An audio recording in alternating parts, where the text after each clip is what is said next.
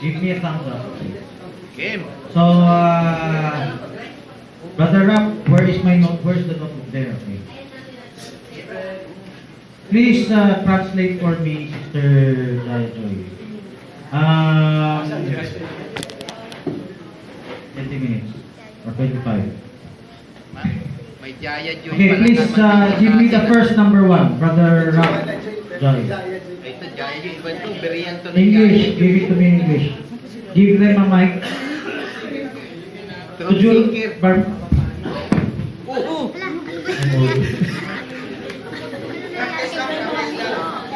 Barmanan, could you raise the volume of this? Okay, I'd like to discuss look. Barmanan, could you bring this down? Who brought this up? Brother Gerald. Okay.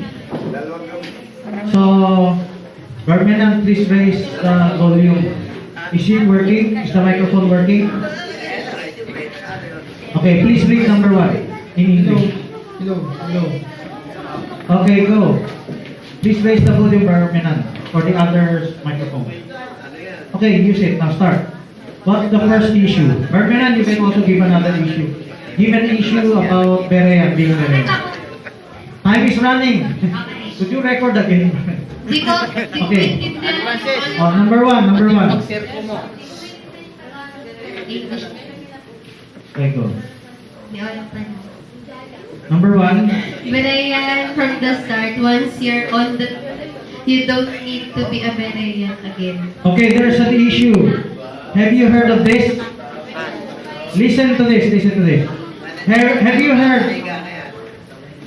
Brother Menan, have you heard of this? You can be berean at the beginning, but once you know the truth, you should stop being a berean. Now, every one of us, we come from the message. Those who come from the message, that's very familiar. You know why? The sad thing for the most people in the message, claim to be in the message, what they say, they are in the truth.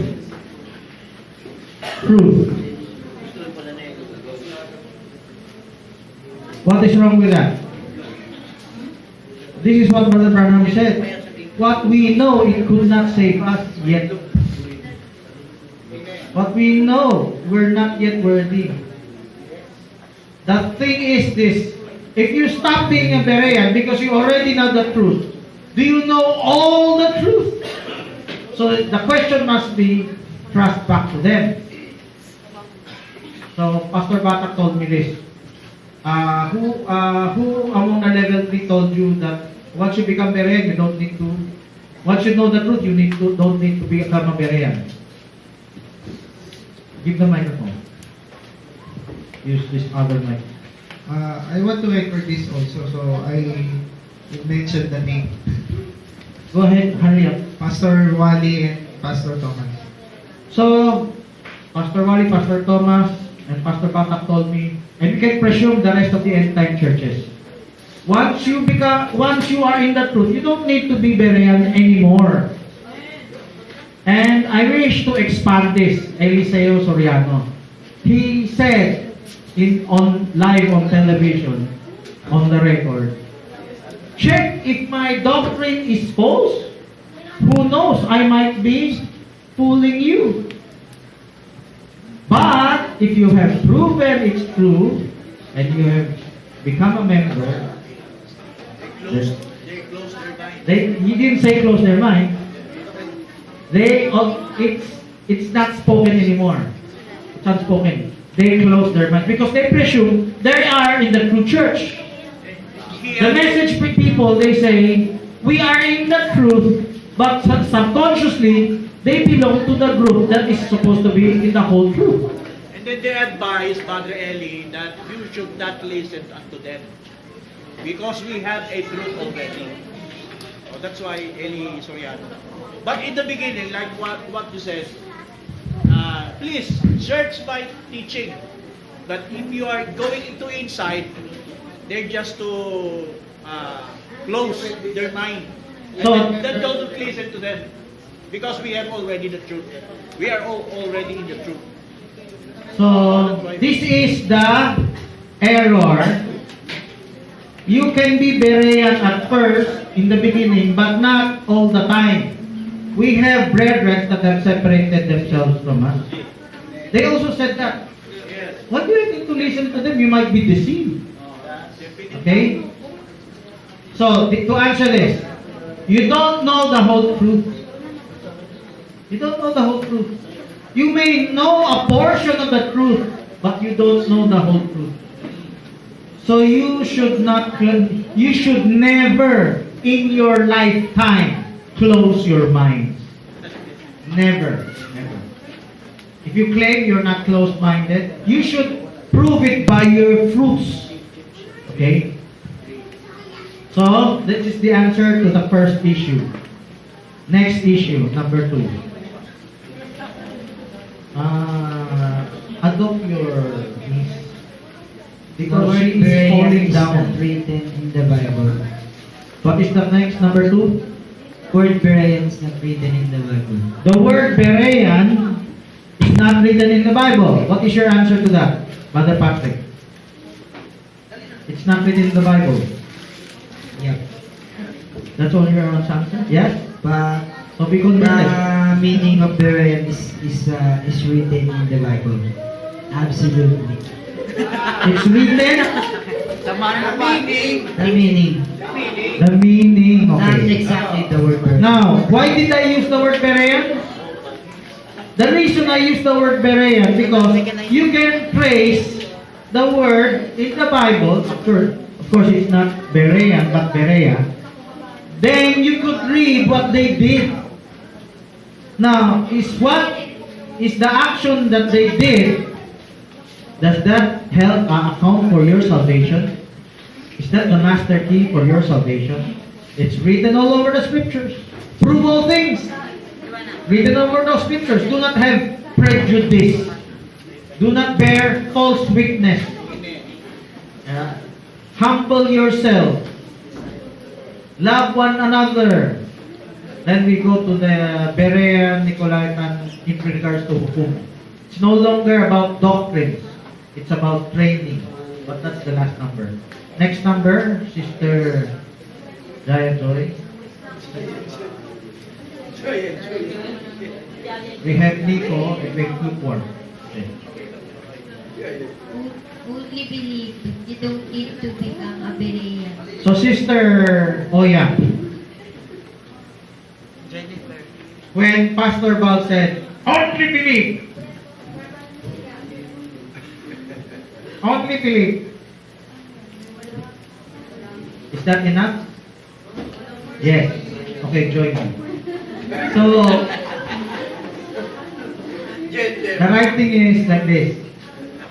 Only believe does not mean you surrender yourself blindly to anyone who teaches, or just because someone healed your sickness, someone gave you a solution. Only believe is good at the beginning as a stepping stone for you to be taught to go back to the scriptures. A real pastor will teach their congregation to go back to the scriptures. You don't just parrot it from Brother Branham. You do it in action. How do you do it in action? You need the training, the progressive ministry training, the patriarchal training, the hukum ministry training. You cannot just shout it out, go back to the scriptures. Most of those who would shout that, they're even scared of letting their congregation listen to others. How are you going to go back to the scriptures if you're not going to prove all things? And they're expected to spoon feed everything from what their pastor said. So, proving all things, not just from your own pastor, but from others. That you say, you don't have any loyalty to anyone. You have respect, gratitude to your minister, pastor. There's a parental need here. Loss of children. So, any elder wants to adopt. Okay. No, they're combined together. Okay, so, need an elder here. So, You, as a true believer, you as a true pastor, you have to teach your congregation to go back to the scriptures. How? You don't close their minds. You tell them to prove all things. So most churches, when they tell their congregation, Brother Gerald, you should look after that in a minute, anytime it will shut down. If it gives a signal, you should connect the charger. Just ask a question. Okay. You should stay there because anytime it will give an announcement, you need to connect the charger. In a few seconds, it will be lost if you don't connect it. Okay. Let's go to number 4. Nico, Doctrine, Nico, Huko. Why are you looking for Nico? Hindi, ito yung nakalagay sa 4 eh. Yung sinulat nila. I don't understand you. Could you repeat it? Baka Nicolaitan Nico, Doctrine, Nico, Hukum. That's number 4. What's number 3? Number 3 is only believe, you don't need to become a berean. Okay, number 4 is about Hukum. Nicolaitan versus Berean. Nicolaitan versus Berean. Our enemies are not just those who are doctrinally against the truth. If you are in the truth and you know the evidences of it, you have nothing to fear if it's an objective comparison. Now, most of our battles are doctrinal. Most of our development, our foundation, our steel is regarding the Spirit.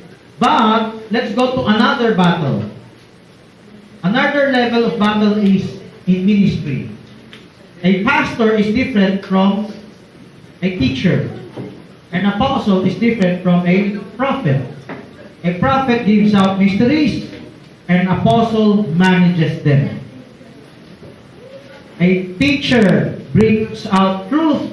A pastor dispenses them. How? How do you dispense the truth? You dispense the truth by training them. Please raise it up while I'm here. While there's so the other battle is training the family. It's true what he said. Sometimes our flesh, even we who think we are berean, our flesh is still stubborn to follow. There are many inhibitions. So, our growth is delayed. We have to struggle more. That is another dimension of battle, another dimension of struggle, spiritual warfare. If others, spiritual warfare, they are prayer warriors, casting out demon spirits. Other warriors are doctrinal warriors. That's good. But, of course, most of the doctrinal warriors are Nicolaitan. But being a berean, you're also a doctrinal warrior. But, elders listen, ministers listen. Being a doctrinal warrior does not mean you're complete. You need to learn how to train others too. Because you might be edifying only yourself. That's why being a prophet and being an apostle is different. Being a teacher and being a pastor is different. Pastor takes a lot of time ministering to people how to grow, to feed in greener pastures. How are they going to listen? How do you guide them which denominations to listen to?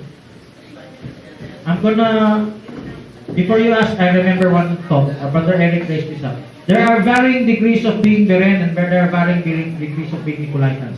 Some people are more Nicolaitan than others. In the Bible, we have the deeds of the Nicolaitans and we have the doctrines of Nicolaitans. Deeds doesn't necessarily mean you are doctrinally trained to close your minds. But if you have the doctrine of the Nicolaitans, it's standard procedure to close your mind, to suppress. Question. This question can be Mr. J. can be Joya, can be please. Sir Francis, can be Make a question. within to your time, okay? So the question is, can a pastor, can your pastor can cause of your being Nicolaitan? Precisely. There are the blind leading the blind. But the commandment is follow your pastor. So No. the member should If you the follow pastor. Jesus Christ, your pastor is your guide. If your pastor leaves Jesus Christ, you follow Jesus Christ in His Word. So if your pastor tells you, forever close your mind, forever do not check their evidences, then that's wrong. You should not follow your pastor. The same with husbands and wives. Wives, submit to your husbands. What if the husband teaches you to do something wrong against God? Then, you can become Deborah. So, Then you can... meaning to say, if your pastor is not berean, you can If your pastor, my pastor, is the Nicolaitan, being a follower of Jesus Christ, uphold that which is good. 1 Thessalonians 5:20. promoting 22. Uphold that which is good. Take the meat from the bone. That means to say, do not follow your pastor in his being Nicolaitan. Take note, being Nicolaitan is different if he commits mistakes. Nicolaitan is, he suppresses you from getting the other side. Forever. He can delay, but not forever suppress. Can I Others are forever. if they instruct you to avoid someone, it's forever. They could look berean to others, but they discriminate one person. But if they don't have any they don't have any plan for that person to promote things to eventually get the other side, then that's Nicolaitan already. there is a pastor that says that your pastor is your husband. The pastor is the husband and the church is the wife. The pastor is Eliezer. So they thought that If the pastor is the responsible person during the judgment day Oh, this is for the church. So I heard this from an apostle in another church. He said, I have been given the care of the flock, so it is my responsibility not to let them be deceived. That's the wording of other end time which he learned. So to answer, how do you care for the flock? You don't care for the flock by closing their minds. You care for the flock by training them to open their minds to prove all things. Okay. You have 1 minute. Another question? That's all. No more question? No more question? No more. Let's go to No more question? Okay. presenters. Okay, thank you. Okay, please clap our hands. Nicolaitan versus berean.